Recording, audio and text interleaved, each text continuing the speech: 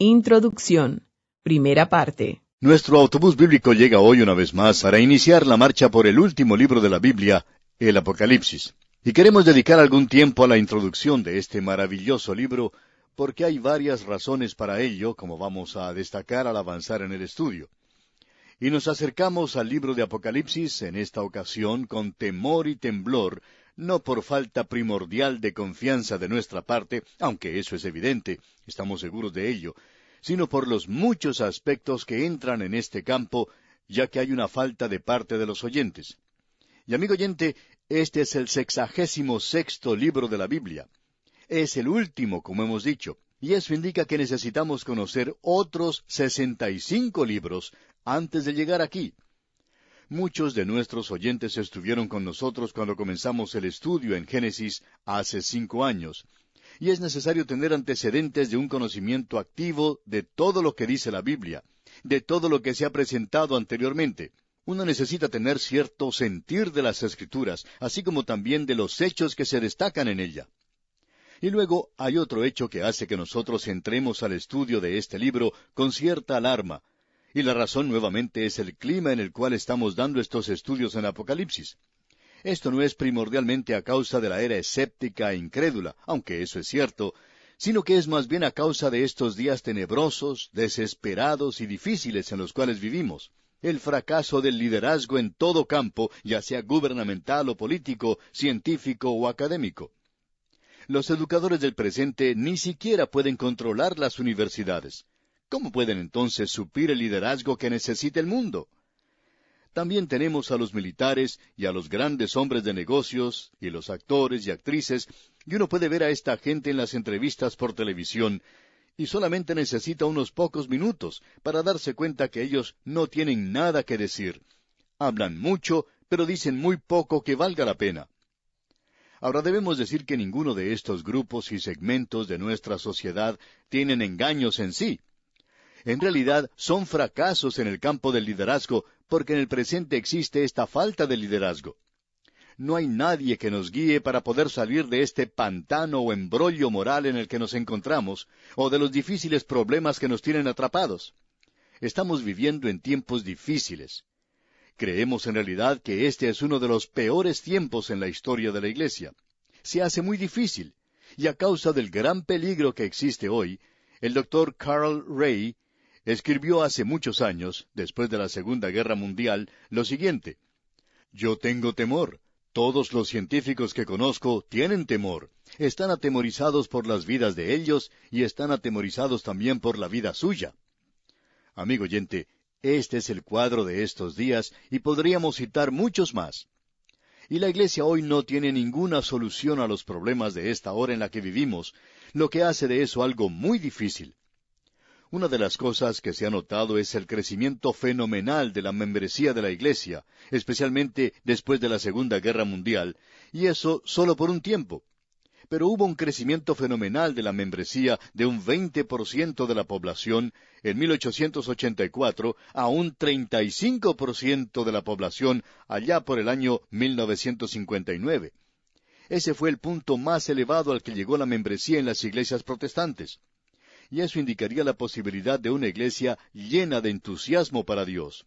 Tenía riquezas, llevaba a cabo tremendos programas, pero recientemente la iglesia ha comenzado a perder, y hoy por cierto que no está afectando la cultura de esta hora, la cultura contemporánea del presente. Estamos por cierto viviendo en días como este. El 19 de diciembre de 1968, el finado David Lawrence escribió un editorial tratando el tema de la confusión y el desorden en que se encuentra el mundo del presente. Y él lo pudo describir, pero no tuvo la solución para el desorden y la confusión en la cual está el mundo en el presente. ¿Qué cuadro el que tenemos de la hora actual? Y al contemplar a nuestro alrededor al mundo, vemos que realmente se encuentra en un estado completamente desordenado. Podríamos citar de varias fuentes relacionadas con esto, probablemente lo haremos más adelante, pero creemos que esto es suficiente para destacar el hecho de que estamos viviendo en esta clase de día. Por tanto, ha habido un renovado interés en la profecía, y como resultado, muchos hombres que habiendo demostrado muy poco interés en la profecía anteriormente, de pronto han resultado expertos en este campo de la profecía. pero aparentemente no la han estudiado mucho, porque como dijo Sir Robert Anderson, hay algunos que han salido con extravagantes manifestaciones proféticas entre nosotros. Esto ha llevado a interpretaciones de las Escrituras de lo más extrañas y de lo más absurdas que uno puede imaginar.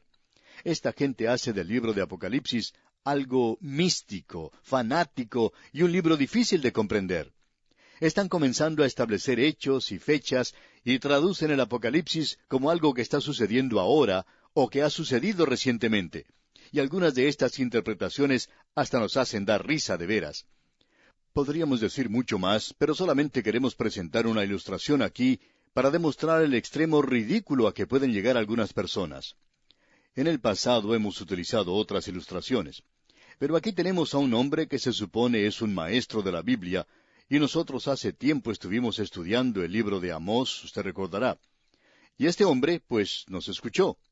Allí mencionamos que el Señor Jesús era el león de la tribu de Judá, y que de Judá saldría el Señor Jesús, y que Él vino como el Cordero de Dios, pero que Él regresará otra vez como el león de la tribu de Judá. Este hombre, pues, nos escribió diciendo, de Judá saldrá el anticristo. Ustedes están equivocados otra vez. ¿Qué es lo que la Biblia dice? Dice que Él vendrá como un león rugiente. ¿Y de dónde vienen los leones? Bueno, los leones vienen del África, por lo tanto, Él vendrá del África. Amigo oyente, no creemos que alguien pueda apartarse mucho más de lo que ha hecho este hombre al interpretar la profecía así de esta manera. Esta clase de cosas es lo que censuramos en esta ocasión, porque al llegar ahora a este libro, queremos hacer una declaración tal vez un poco sorprendente, y estamos seguros que habrá muchos que no estarán de acuerdo con esto.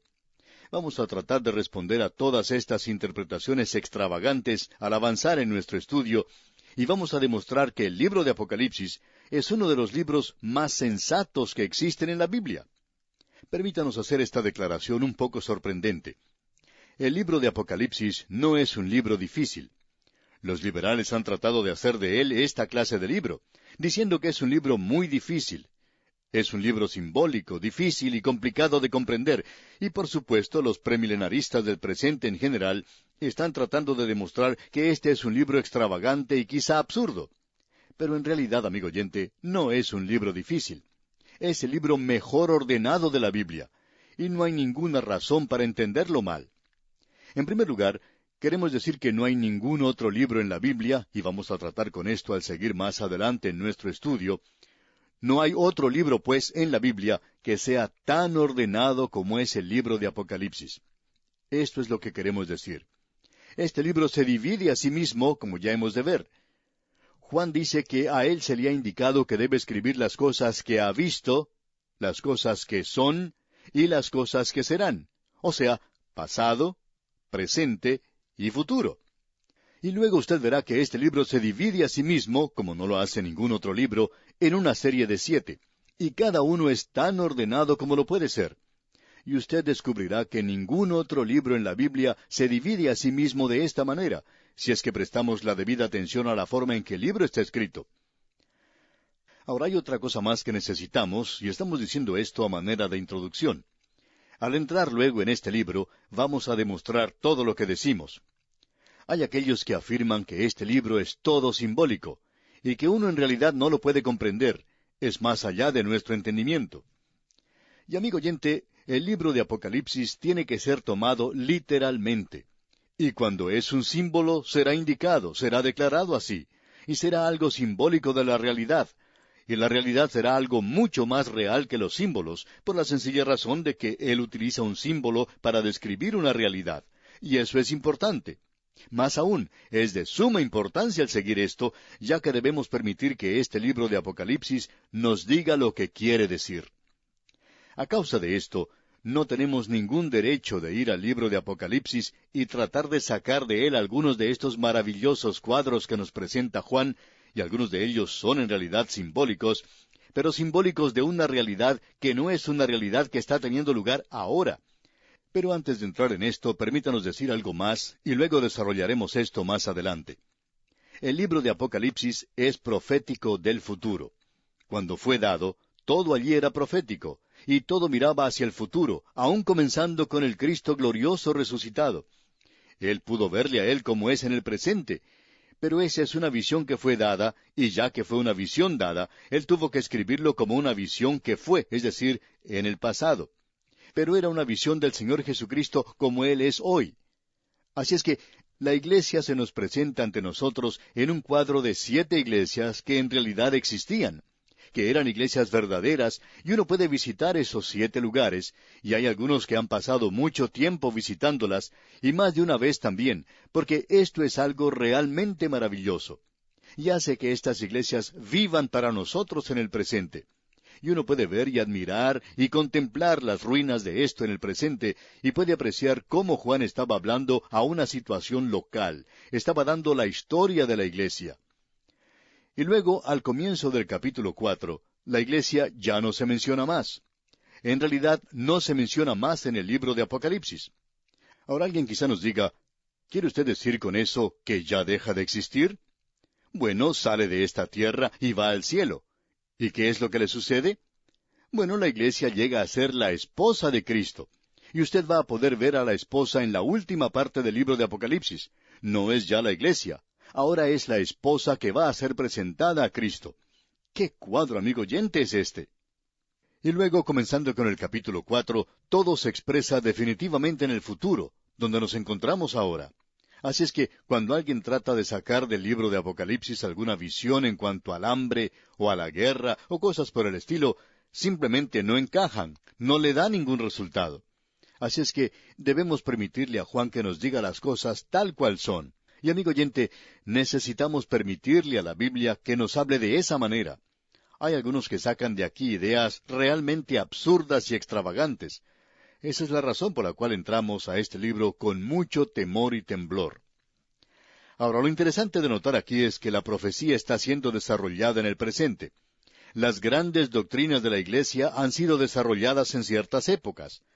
Al principio fue la doctrina de las Escrituras, de la palabra de Dios. Luego fue la doctrina de la persona de Cristo, o sea, la cristología. Después, la doctrina de la salvación. Y así podemos seguir, y ahora estamos viviendo en un día cuando la profecía está siendo desarrollada, y tenemos que poner mucho cuidado a quién escuchamos decir esto o aquello.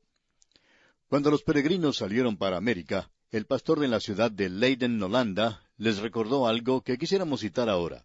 Dijo, «El Señor tiene muchas verdades aún que presentar de su santa palabra. Lutero y Calvino eran luces brillantes en sus épocas. Aún así, no penetraron la totalidad del consejo de Dios. Estén listos para recibir cualquier verdad que sea dada a conocer a ustedes de la palabra escrita de Dios». Ahora Dios no está revelando su verdad dándole a usted una visión o un sueño o una nueva religión. Dios hoy está revelando sus nuevas verdades de su propia palabra. Así es que necesitamos tener mucho cuidado con lo que es. El siglo XX ha sido testigo, como hemos dicho ya, de un renovado interés en la escatología. Esa es la doctrina de las cosas postreras, o en el lenguaje común, de la profecía. Especialmente desde la Primera Guerra Mundial, se dieron grandes pasos en el campo de la profecía, y en especial en las últimas 2 décadas del siglo XX. En realidad, se le ha dado nueva vida a esta fase de las Escrituras. Toda esta atención ha enfocado la luz de un estudio más profundo en el libro de Apocalipsis. Aún en esta serie en la cual pasaremos 3 meses, vamos a tratar de evitar los escollos de intentar presentar algo nuevo y novedoso, solo por tratar de ser diferentes. Del mismo modo, trataremos de no repetir continuamente expresiones muy conocidas. Hay muchas obras que tratan del libro de Apocalipsis que son sencillamente una copia a carbón de otras obras. Pudiéramos tener más libros en nuestra biblioteca sobre el libro de Apocalipsis que sobre cualquier otro libro de la Biblia. Pero la mayoría de ellos no son otra cosa sino una copia de algo que ya se había escrito anteriormente. Por tanto, no era necesario escribirlos. Y hablando de esto, amigo oyente, recordamos que tenemos notas y bosquejos que le enviaremos a cualquier persona que nos escriba, y usted va a necesitar esto para seguir la marcha de este estudio.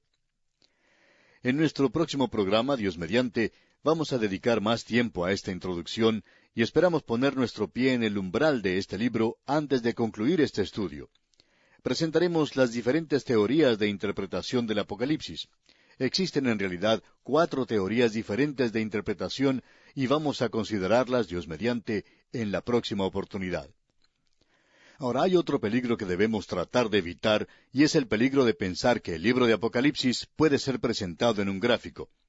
Queremos decir esto porque tenemos un gráfico, pero no lo vamos a usar en este estudio, y le diremos por qué.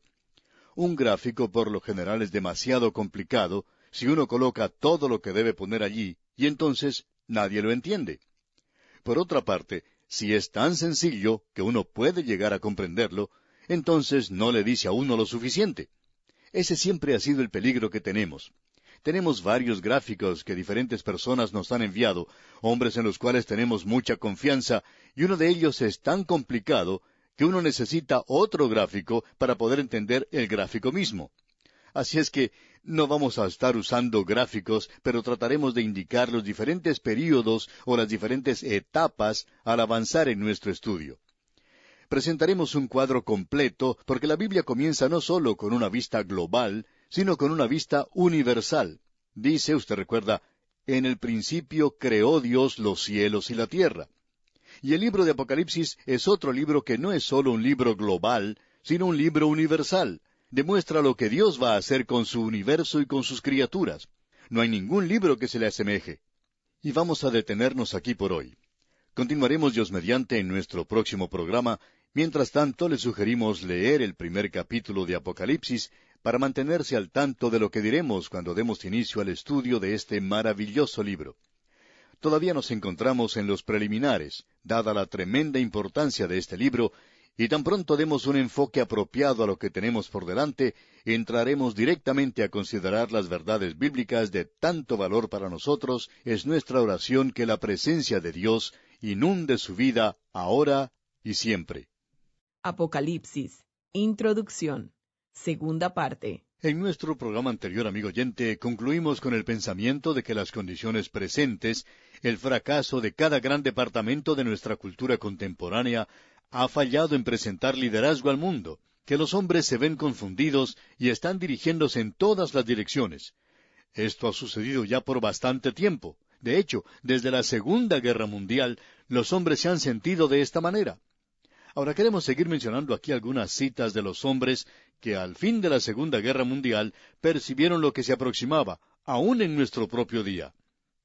El doctor John R. Mott, después de concluir un viaje alrededor del mundo, dijo lo siguiente: la era más peligrosa que el mundo ha conocido es la del presente. Cuando pienso en la tragedia humana como la vi y como la sentí, en los ideales cristianos sacrificados como lo han sido, se me ocurre a mí que Dios está preparando el camino para una inmensa acción directa. Amigo oyente, de esto es que trata el libro de Apocalipsis. Dios está preparando al mundo para una acción directa. El gran estadista inglés Winston Churchill, antes de morir, dijo: el tiempo es corto. El señor Luce, quien fuera propietario y editor de las revistas Life, Time y Fortune, dijo en una ocasión que cuando él era muchacho, hijo de un misionero presbiteriano en la China, que él y su padre a menudo discutían sobre el reino premilenario de Cristo, y él pensaba que todos los misioneros que creían en esa enseñanza tenían ciertas tendencias a ser fanáticos. Y luego el señor Luce dijo, y citamos sus palabras: me pregunto si no había algo de cierto en esa posición después de todo.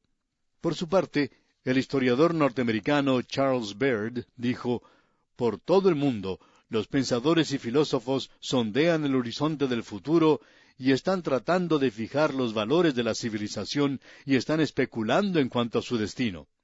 El doctor William Young, en su libro El camino hacia la civilización, escribió: la escritura en la pared de 5 continentes nos dice ahora que el día del juicio está a la puerta.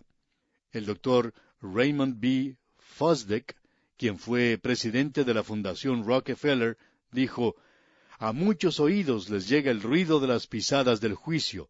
El tiempo es corto. Por su parte, H. G. Wells, antes de morir, declaró lo siguiente: este mundo se encuentra en las últimas. El fin de todo aquello que llamamos vida está a la puerta. Y luego el general Douglas MacArthur dijo: hemos tenido nuestra última oportunidad.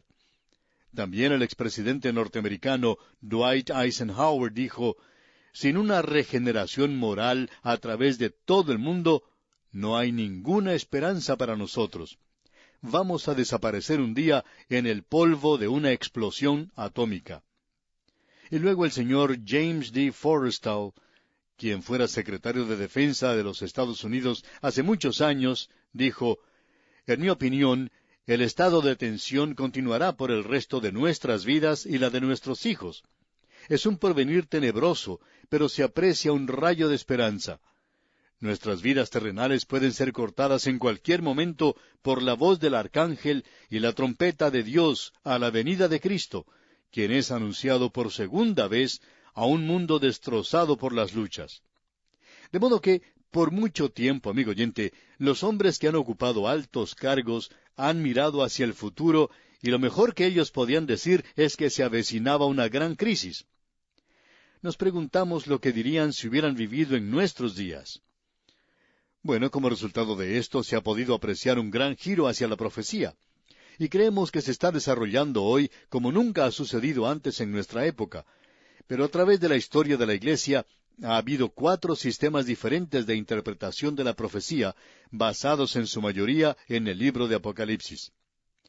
Permítanos mencionar esto de paso, amigo oyente, porque alguien ha enviado unas notas que había tomado de un antiguo comentario, y no sabemos en realidad quién fue el que escribió este comentario. No hemos llegado al final de las notas todavía, y quizá lleguemos al fin de ellas antes de concluir con nuestro estudio, y luego podremos decir de quién son. Pero esta es una de las obras más eruditas en el libro de Apocalipsis, y entra en tanto detalle que hasta llega a ser un poco complicado. Ahora, de estas 4 divisiones principales de interpretación, este autor divide la dimensión, primero, en unas 20 interpretaciones diferentes. Así es que, a través de la historia de la Iglesia, ha habido muchas interpretaciones de la profecía. Pero creemos que nosotros podemos demostrar que la Iglesia hoy ha seguido lo que creemos es la interpretación futurística. La primera de estas teorías es la que interpreta que todo el libro de Apocalipsis ha sido cumplido en el pasado. Tiene que ver con referencias locales en la época de Juan. Tiene que ver con los días de Nerón. Y este punto de vista es mantenido por Renan y por la mayoría de los eruditos alemanes y también por Eliot. Debemos decir que es cierto que el libro de Apocalipsis tiene consuelo, y que algunas personas no piensan en esto cuando leen en las copas de la ira de Dios y de los 4 jinetes del Apocalipsis. Pero vamos a poder ver que el libro de Apocalipsis no es en cuanto a estas cosas. Tiene otro tema, y que en realidad es para el consuelo del pueblo de Dios, y lo ha sido por todas las edades. Pero la interpretación de esto, este tipo de interpretación, indica que uno bien puede sacarlo de la Biblia, ya que no tiene ningún significado para la hora presente. Y este punto de vista, opinamos nosotros, ha sido bien contestado y relegado al limbo de las cosas perdidas. Luego tenemos la interpretación histórica, y el punto de vista de esta interpretación es que el cumplimiento del libro de Apocalipsis se desarrolla en la historia, y que uno lo puede ubicar en la historia. Bueno, creemos que hay un poco de verdad en esto, en las 7 iglesias, pero más allá de eso no creemos que haya nada, como veremos después. Luego, la tercera interpretación es conocida como la interpretación histórico-espiritual. Lo histórico, por supuesto, es que el cumplimiento de la revelación tiene lugar en la historia, y que el Apocalipsis es la historia profética de la Iglesia hasta el fin, de acuerdo a esta teoría. Pero la teoría histórico-espiritual es un refinamiento de la teoría que fue presentada por el Dr. William Ramsey, según creemos nosotros. Esta teoría declara que las 2 bestias son Roma imperial y provincial, y que el motivo del libro es el de animar a los creyentes. Según esa teoría, el Apocalipsis se ha cumplido en su mayor parte, y que allí hay ahora lecciones espirituales para la iglesia del presente. El sistema que conocemos en el presente como amilenarista o amilenarismo ha adoptado este punto de vista. Esto, por supuesto, que disipa y derrota el propósito del libro. Y en este sistema es sorprendente ver cómo las cosas pueden disiparse hasta el punto de desaparecer, diciendo sencillamente que son símbolos. Pero esta gente nunca es capaz de decirle a uno qué clase de símbolos son. Siempre existe un verdadero problema en hacer eso. La realidad es que a veces resultan interpretaciones un poco fuera de lo común y extrañas dentro de ese punto de vista. De vez en cuando vamos a mencionar algunas de las declaraciones ridículas que se hacen allí. Una de ellas se refiere a Martín Lutero, otra se refiere a la invención de la imprenta. Amigo oyente, esos puntos de vista están muy separados. Aún así, representan esa clase o tipo de interpretación, y es algo que opinamos ha dañado o perjudicado la interpretación de este libro más que cualquier otra cosa. Ahora alguien quizá nos pregunte, ¿y qué interpretación van a seguir ustedes?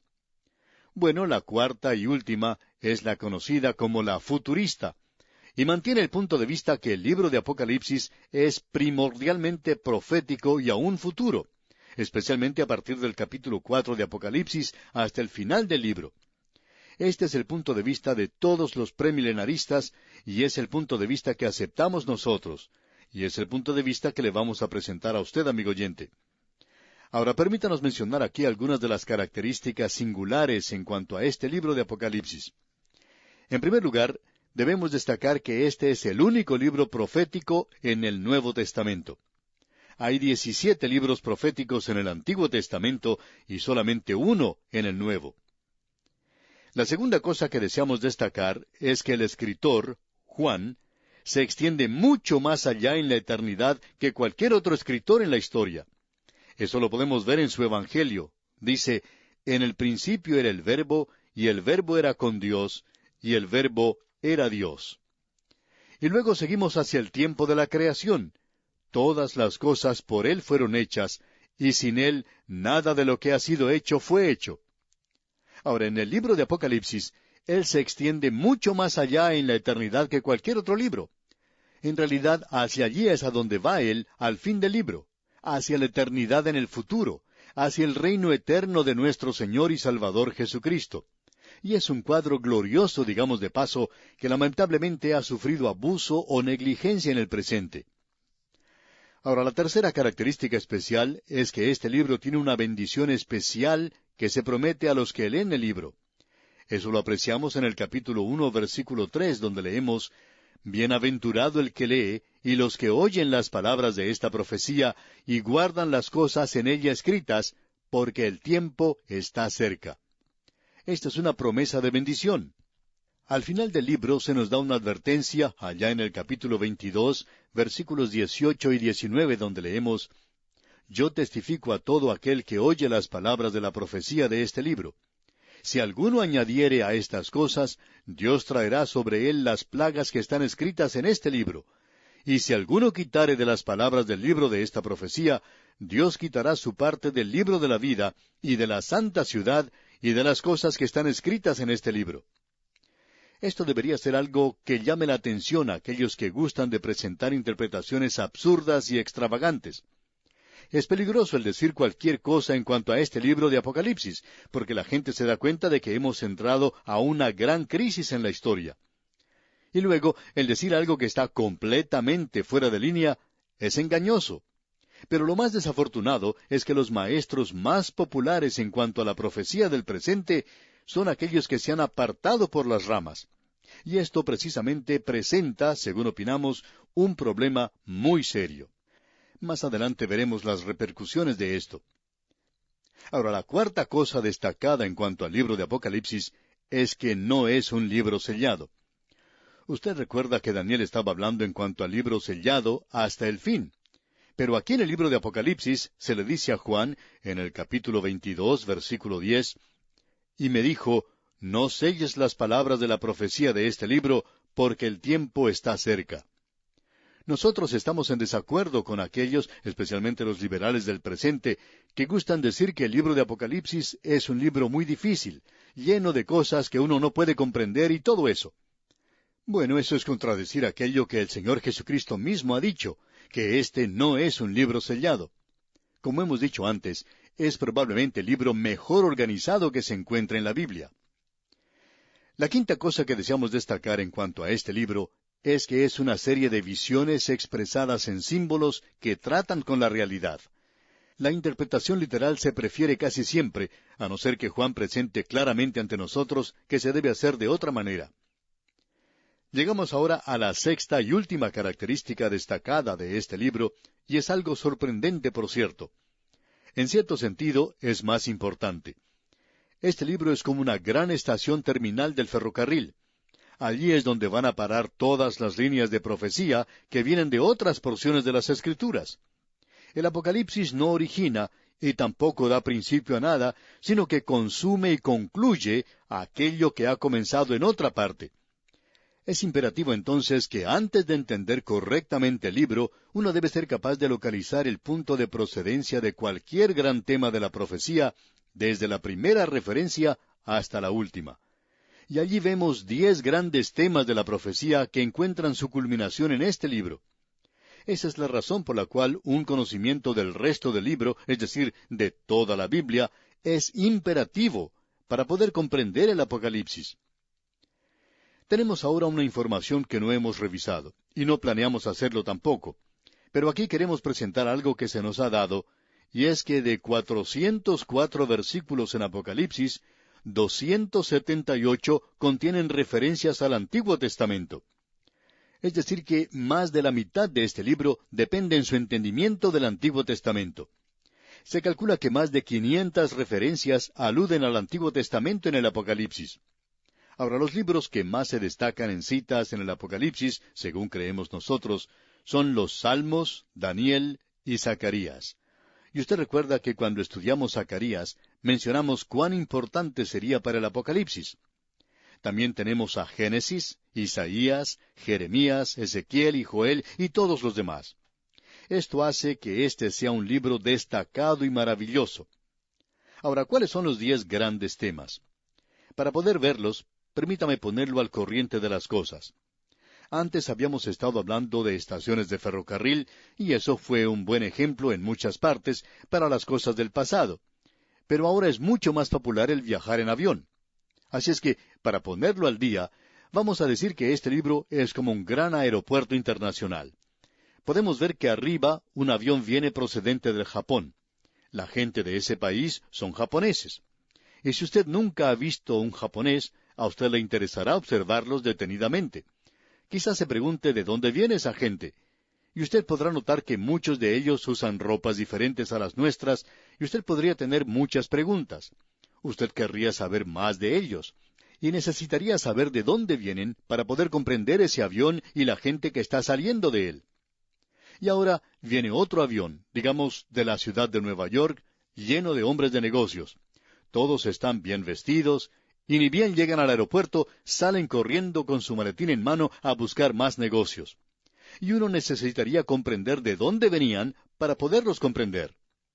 Luego viene un avión de un país europeo, y esta gente habla en otro idioma que usted no entiende, pero usted necesita saber de dónde vienen ellos. Pues bien, este libro de Apocalipsis es así como un aeropuerto, y hay 10 grandes compañías aéreas que entran a ese aeropuerto. Y usted necesita saber dónde comenzó el viaje y cómo se desarrolló al llegar al libro de Apocalipsis. Esto es importante de saber de nuestra parte. Ahora permítanos mencionar estas aerolíneas, por así decirlo, y luego vamos a analizarlas más detenidamente. En primer lugar, el Señor Jesucristo. No vamos a desarrollar esto hoy, pero Él es el tema del libro. No es la bestia, sino aquel que lleva el pecado. El Señor Jesucristo es el tema de este libro. No quite sus ojos de Él cuando se hable de las copas de la ira, porque usted perderá el significado del libro si hace eso. Comenzamos con Él en el capítulo 3, versículo 15 de Génesis. Allí vemos a la mujer. Y luego, en segundo lugar, tenemos a la iglesia, o sea, la segunda aerolínea es la iglesia. Y uno puede ver allí dónde comienza la iglesia. No en el Antiguo Testamento, porque el Señor Jesucristo mismo la menciona por primera vez allá en el Evangelio según San Mateo, capítulo 16, versículo 18, cuando Él dice, «Y yo también te digo, que tú eres Pedro, y sobre esta roca edificaré mi iglesia, y las puertas del Hades no prevalecerán contra ella». Luego tenemos la resurrección y la traslación de los santos, o sea, el traslado de los santos. Ese es el tercer gran tema, y se puede apreciar allá en el capítulo 14 del Evangelio según San Juan. También en la primera epístola del apóstol Pablo a los Tesalonicenses, capítulo 4, versículos 13 al 18. En la primera epístola a los Corintios, capítulo 15, versículos 51 y 52. Y luego hay otros pasajes más, y nos vamos a referir a ellos cuando nos toque estudiar esa parte. El cuarto gran tema es la gran tribulación que comienza en el capítulo 4 de Deuteronomio, donde Dios dice eso cuando su pueblo estará en tribulación. Luego, en quinto lugar, Satanás y el mal. ¿Dónde comenzó él? Bueno, eso lo tenemos allá en el capítulo 28 de Ezequiel. También vamos a tratar con esto más adelante. Ahora, en sexto lugar, tenemos al hombre de pecado, y nuevamente vemos eso en el capítulo 28 de Ezequiel. Luego, la séptima cosa es el curso y el fin del cristianismo apóstata. Eso se nos presenta en el Evangelio según San Mateo, capítulo 13. Y Daniel tenía algo que decir en cuanto a esta condición mundial. Y luego vemos al símil aquí. La octava línea de profecía, esa compañía aérea, digamos, de profecía que entra a este aeropuerto, es el comienzo, el curso y el fin del tiempo de los gentiles. El Señor Jesucristo dijo allá en el Evangelio según San Lucas, capítulo 21, versículo 24, «Y Jerusalén será hollada por los gentiles hasta que los tiempos de los gentiles se cumplan». Y luego tenemos la novena gran profecía, la segunda venida de Cristo. Tenemos esto en gran lujo de detalles. Y finalmente, la número 10 son los pactos de Israel, comenzando con el pacto que Dios hizo con Abraham, allá en el libro de Génesis capítulo 12, y 5 cosas que Dios prometió a Israel. Dios dijo aquí que Él va a cumplir todas ellas, como cumplirá las promesas que Él nos ha hecho a nosotros. Bien, amigo oyente, hemos dedicado todo el tiempo a este gran tema de introducción, y es muy importante para este libro. Confiamos que usted pueda apreciar la importancia de esto al entrar a observar lo que el texto nos dice. Dios mediante, en nuestro próximo programa vamos a pisar los umbrales del libro de Apocalipsis. Es algo grande, pero necesita ser tratado apropiadamente, y confiamos en que vamos a poder hacer eso. Necesitamos que nos guíe el Espíritu de Dios, especialmente en este libro, porque esta es la revelación del Señor Jesucristo, y es sólo el Espíritu de Dios, como dijo el Señor Jesucristo mismo, quien va a tomar las cosas suyas y nos las va a mostrar a nosotros. Nosotros queremos ver las cosas del Señor Jesucristo y verle a Él también. Le invitamos pues a que continúe con nosotros mientras proseguimos nuestro viaje a través de todo este libro de Apocalipsis. Mientras tanto, le sugerimos que usted comience a leer el texto de este libro para familiarizarse con su contenido. Que Dios le bendiga, es nuestra ferviente oración. Apocalipsis capítulo 1, versículo 1. Continuamos hoy, amigo oyente, nuestro recorrido por el libro de Apocalipsis. En nuestro programa anterior estábamos hablando en cuanto a las diferentes teorías de interpretación que existen sobre el libro de Apocalipsis. El Dr. Broadus, un destacado expositor bíblico norteamericano, señala 7 teorías, mientras que Tregelles, otro expositor bíblico, señala 3. Ahora, según las notas de otro expositor destacado del pasado, él divide cada una de las teorías preteristas en 20 divisiones diferentes. Así es que ha habido mucha diferencia de opinión en la interpretación de este libro. Mencionamos en la oportunidad anterior que nosotros mantenemos la teoría futurista, es decir, que nosotros expresamos lo que se conoce como el punto de vista premilenario. Y este es el punto de vista de todos los premilenaristas. La mayoría de los premilenaristas siguen cierta forma de interpretación que se conforma al libro de Apocalipsis. Es decir que veremos, cuando consideremos el bosquejo de este libro, que aquí tenemos la revelación de Cristo glorificado. Luego se nos presenta la Iglesia, y entonces toda la historia de la Iglesia se presenta. Después, al final del capítulo 3, usted no va a encontrar ya más a la Iglesia en este libro de Apocalipsis, sino que encontrará a la esposa del Cordero cuando llegue al final. Pero esa ya no es la Iglesia, porque la Iglesia ya ha dejado el mundo, y la Iglesia va a regresar con Él a la tierra cuando Él regrese y establezca su reino, ese reino de 1000 años del cual nos habla Juan. Es un tiempo de prueba, y al final de este período, Satanás es liberado por un poco de tiempo, y luego se domina la rebelión final, y entonces uno entra en la eternidad.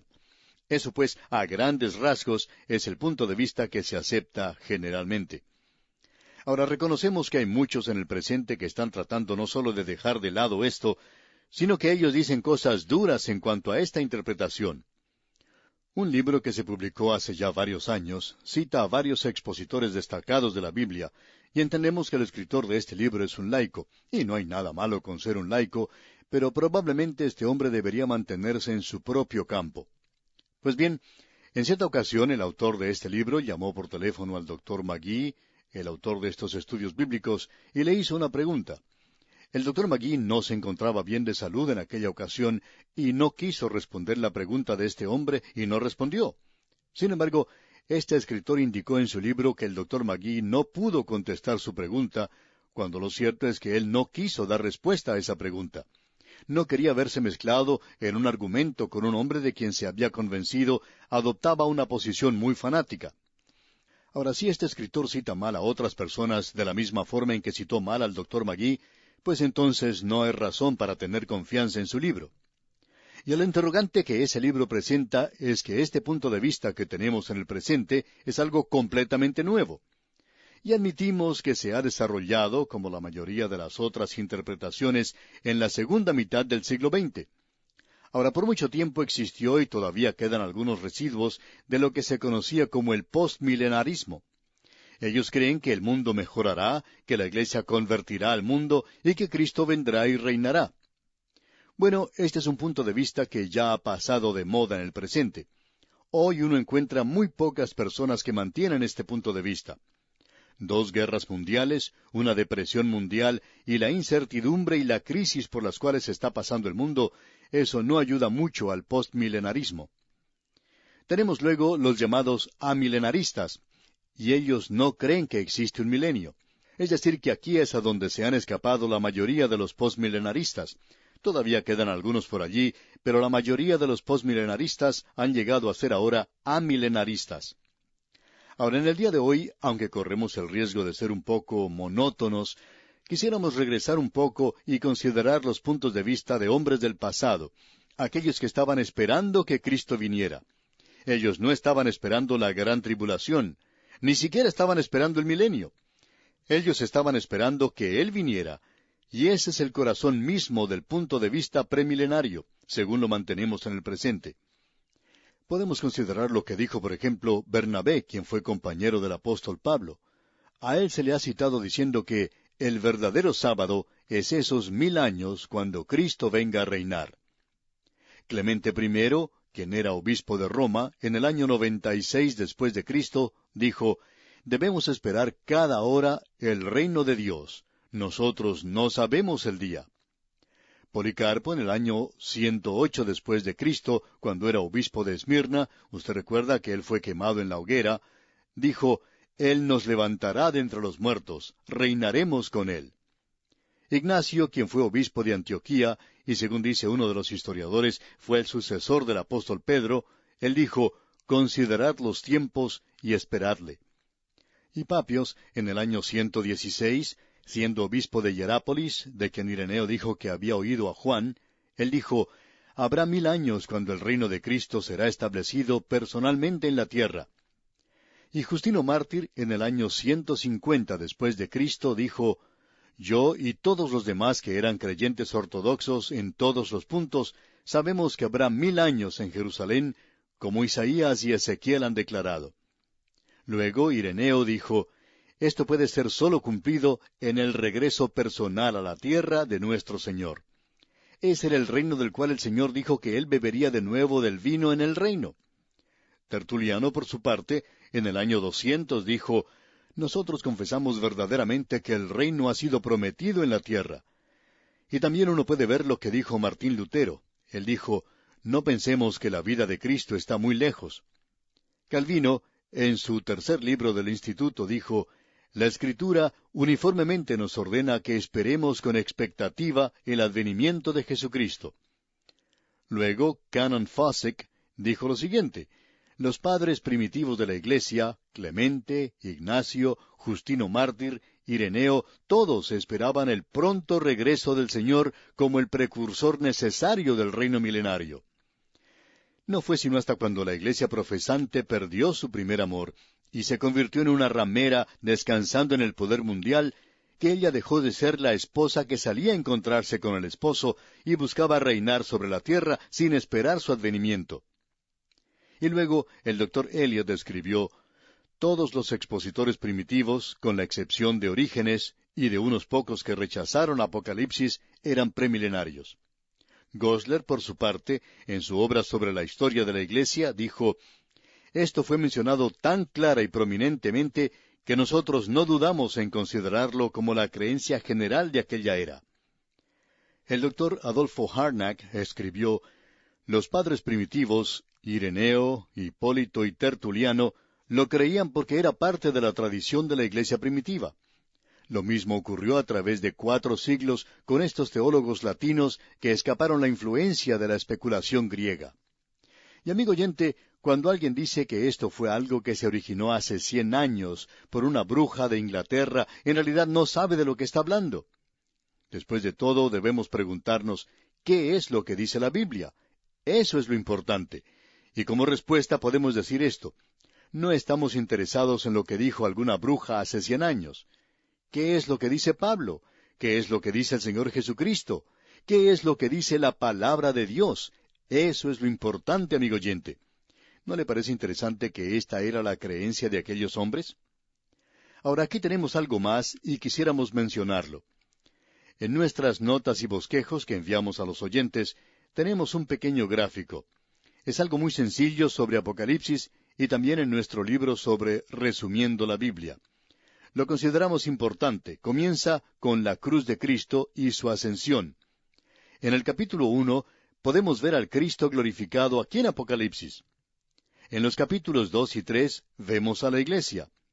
En los capítulos 4 y 5 la iglesia se encuentra en el cielo. Y luego tiene lugar aquí en la tierra ese período de la gran tribulación, del capítulo 6 al capítulo 18. En el capítulo 19, Él regresa a la tierra nuevamente y establece su reino, y usted tiene en el capítulo 20 los 1000 años del reinado de Cristo. Luego se prepara el gran trono blanco, y allí es donde son juzgados los perdidos, y comienza la eternidad. Ese es el libro de Apocalipsis. Ahora, ¿es así como se nos ha dado? Juan escribió este libro en la isla de Patmos alrededor del año 95 o 96 después de Cristo, alrededor de esa fecha, cuando Domiciano se encontraba en el trono. Stauffer hace una importante observación. Él dice: Domiciano también fue el primer emperador que ejecutó una campaña contra Cristo, y la Iglesia respondió al ataque bajo el liderazgo del último apóstol de Cristo, Juan del Apocalipsis. Nerón había hecho destruir, por así decirlo, a Pablo y a Pedro, pero lo hizo considerándolos como judíos sediciosos. Domiciano fue el primer emperador que llegó a comprender que detrás de este movimiento cristiano existía una figura enigmática que amenazaba la gloria del emperador. Él fue el primero en declarar la guerra contra esta figura, y el primero también en perder la guerra del vislumbre de las cosas venideras. Eso es muy importante. Ahora, una cosa más que queremos mencionar antes de darle la división de este libro es presentarle el tema del libro. Queremos establecer esto porque es muy importante. Queremos enfatizarlo y reenfatizarlo. Y para hacer eso, permítanos leer el primer versículo del Apocalipsis, Apocalipsis capítulo 1, versículo 1. Dice: la revelación de Jesucristo que Dios le dio para manifestar a sus siervos las cosas que deben suceder pronto, y la declaró enviándola por medio de su ángel a su siervo Juan. Queremos mantener siempre delante de nosotros esto, de que este libro es la revelación de Jesucristo. En los Evangelios tenemos los días de su carne. No tenemos allí la revelación total de Jesucristo. Allí le podemos ver en humillación. Aquí le podemos apreciar en gloria. Le podemos ver a cargo de todo lo que tiene lugar. Él tiene un comando absoluto en este libro de Apocalipsis, y este es el descubrimiento de Jesucristo. El comentarista Snell lo dice así: en la revelación, el Cordero es el centro alrededor del cual se agrupa todo lo demás, la fundación sobre la cual se edifica todo aquello que perdura, el clavo que une a todo, el objeto al cual todo señala, y el manantial del cual salen todas las bendiciones. El Cordero es la luz, la gloria, la vida, el Señor del cielo y la tierra, frente al cual toda profanación o mancilla debe desaparecer, y en cuya presencia se conoce la totalidad del gozo. De aquí que no podamos avanzar mucho en el estudio de Apocalipsis sin ver al Cordero como las señales que marcan el camino para recordarnos que aquel que por sí mismo nos limpió de nuestros pecados, ahora ha sido exaltado, y ante él debe inclinarse toda rodilla y confesar toda lengua. Hasta aquí la declaración del comentarista Snell. Amigo oyente, a esta gran declaración nosotros podemos decir aleluya, aleluya, porque el Cordero va a reinar en esta tierra. Ese es el plan de Dios, ese es el propósito de Dios. Nosotros hemos dicho que el libro de Apocalipsis no es verdaderamente un libro difícil, que es un libro que es dividido a sí mismo de una manera muy fácil. Por cierto que lo hace. Si usted lee los versículos 18 y 19 de este primer capítulo, Juan lo dividirá para usted. Este es un libro en el cual uno no debe trabajar tratando de hacer alguna división. Juan lo hace todo por usted, y en el versículo 18 tenemos al Señor Jesucristo hablando como el Cristo glorificado, y dice, «Y el que vivo y estuve muerto, mas he aquí que vivo por los siglos de los siglos. Amén. Y tengo las llaves de la muerte y del Hades». 4 grandes declaraciones en cuanto a Él. Él dice, «el que vivo». En otro lugar, «estuve muerto». Y luego Él dice, «he aquí que vivo por los siglos de los siglos». Y luego Él dice, «y tengo las llaves de la muerte y del Hades», es decir, de la tumba. Luego a Juan se le dice que escriba, y éste va a hacer su bosquejo. Él presenta esto en el versículo 19 de este capítulo 1 de Apocalipsis, donde dice, «escribe las cosas que has visto, y las que son, y las que han de ser después de estas». Amigo oyente, esto es realmente maravilloso, una división grandiosa la que se nos presenta aquí. En realidad no hay nada que se le pueda comparar. Primero Él dice, «yo soy el que vive». Y luego dice, «las cosas que has visto», es decir, al Hijo del Hombre en el cielo, Cristo en la gloria. Ese es el capítulo 1 de Apocalipsis. Él dice, «el que vivo y estuve muerto, mas he aquí que vivo por los siglos de los siglos». Él le dice a Juan que escriba las cosas que son. Usted va a poder apreciar, amigo oyente, que el Cristo viviente está muy ocupado hoy. ¿Sabía usted que Él es la cabeza de la iglesia en el presente? ¿Sabe usted la razón por la cual la iglesia se encuentra en tal desorden? La iglesia es como un cuerpo que ha sido decapitado. Ya no está en contacto con la cabeza de la iglesia. Y tenemos el bosquejo que se nos presenta de las 7 iglesias en los capítulos 2 y 3 de este libro de Apocalipsis. Esas son las cosas del presente. Las cosas que son pasadas es esa visión del Cristo glorificado. Ahora, comenzando con el capítulo 4 hasta el capítulo 22, tenemos el futuro. Él dice que Juan debe escribir de las cosas que han de ser después de estas. Y esto es muy importante. Ahora, la expresión «después de estas» viene del griego metatauta. ¿Y a qué cosa se refiere? Bueno, a las cosas después de las cosas de la iglesia. Así es que, comenzando con el capítulo 4, uno trata con las cosas que van a tener lugar después que la iglesia salga de la tierra. Y el gran engaño de la hora presente es el buscar o tratar de sacar del libro de Apocalipsis, del capítulo 4, tratar de sacar estas cosas para el presente.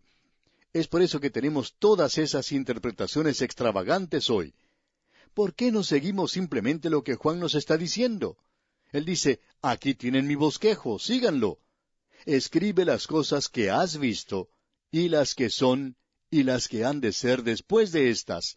Metatauta, después de estas. Juan va a informarnos cuando él llegue a metatauta.